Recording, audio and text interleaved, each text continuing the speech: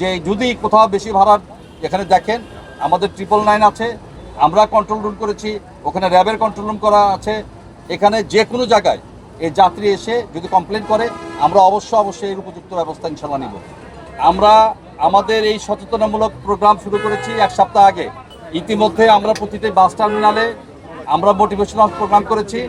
আমাদের সঙ্গে আমাদের ঊর্ধ্বতন কর্তৃপক্ষ, আমাদের সঙ্গে আমাদের সড়ক পরিবহন মন্ত্রী মহোদয়, প্রতিমন্ত্রী মহোদয়, আমাদের শিমুল বিশ্বাস স্যার, পরিবহন মালিক, শ্রমিক, ডিএমপির কমিশনার মহোদয় থেকে শুরু করে সবাই ছিল। আমরা অনেক দিন মোটিভেশনাল প্রোগ্রাম চালিয়েছি। তারই অংশ হিসাবে আজকে আমরা মাঠ পর্যায়ে অবস্থাটা দেখতে এসেছি। আপনারা আমাদের সঙ্গে ছিলেন অনেকক্ষণ, আপনারা দেখেছেন। আমরা কাউন্টারগুলোতে গিয়েছি, আমরা কাউন্টারে কথা বলেছি এবং আমরা বিভিন্ন বাসে উঠেছি এবং বাসের যাত্রীদের সঙ্গে কথা বলেছি। আমরা অত্যন্ত কৃতজ্ঞ যে সমস্ত পক্ষরা আমাদেরকে সহায়তা করেছেন এবং এখানে যারা আছেন। আল্লাহর অশেষ রহমত, এখন পর্যন্ত অতিরিক্ত ভাড়া আদায়ের কোনো চিত্র আমরা পাইনি। এটি যে ঘটবে না এমন কোনো কথা নাই। এখনও কিন্তু যাত্রীর চাপ বাড়েনি। কিছুক্ষণ পর থেকে টার্মিনালগুলোতে যাত্রীর চাপ বাড়া শুরু করবে এবং কালকে এটা খুব পিকে উঠবে।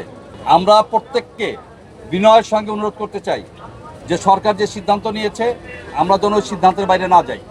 আপনাদের মাধ্যমে আমরা এটা প্রচার করতে চাই যে আমাদের কোনো অবস্থাতেই বাড়তি ভাড়া আদায়ের কোনো সুযোগ নাই।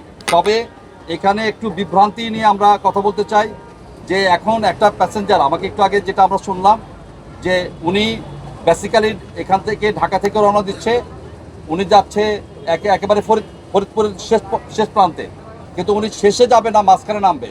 যদি এমন হয় যে এই গাড়িগুলো টিকিট বিক্রি করছে, ওনাকে কিন্তু সর্বশেষ স্টপেজের ভাড়াটা নেওয়া হচ্ছে এবং এই ভাড়াটা আগে যে নর্মাল সময় যে ভাড়াটা ছিল ওই ভাড়াটার চাইতে কিন্তু এই ভাড়াটা বেশি।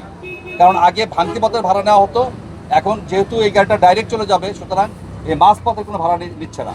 এবং অন্য অবস্থার সময় অনেক জায়গাতে আমরা দেখেছি যেখানে আগে বিআরটির ভাড়া লেখা আছে 700 টাকা, সেখানে পরিবহনগুলো 600 টাকাতে চলে গিয়েছে, 650 টাকাতে চলে গিয়েছে, 500 টাকাতেও গিয়েছে। কিন্তু ঈদের মধ্যে বিআরটির যে 700 টাকা লেখা আছে উনি 700 টাকায় নিচ্ছেন। তো স্বাভাবিকভাবে মনে হয় যে অন্য সময় চাইতে এখানে বেশি ভাড়া আদায় করা হচ্ছে, কিন্তু বাস্তবে কিন্তু এই জিনিসটা ওরকম না। এটা যে সবখানে ঘটছে তা না, বেশি ভাড়া আদায়ের চেষ্টা হতে পারে। এবং এই জন্য আমরা আপনাদেরকে বিনয়ের সঙ্গে অনুরোধ করি যে যদি কোথাও বেশি ভাড়ার এখানে দেখেন আমাদের 999 আছে, এখানে বিআরটিএ ভিজিলেন্স টিম করেছে, আমরা কন্ট্রোল রুম করেছি, ওখানে র্যাবের কন্ট্রোল রুম করা আছে। এখানে যে কোনো জায়গায় এই যাত্রী এসে যদি কমপ্লেন করে আমরা অবশ্যই এর উপযুক্ত ব্যবস্থা ইনশাল্লাহ নিব। তো আমরা জরিমানা অথবা কোনো জেল জুলুম এগুলোতে আমরা খুব একটা বিশ্বাস করি না।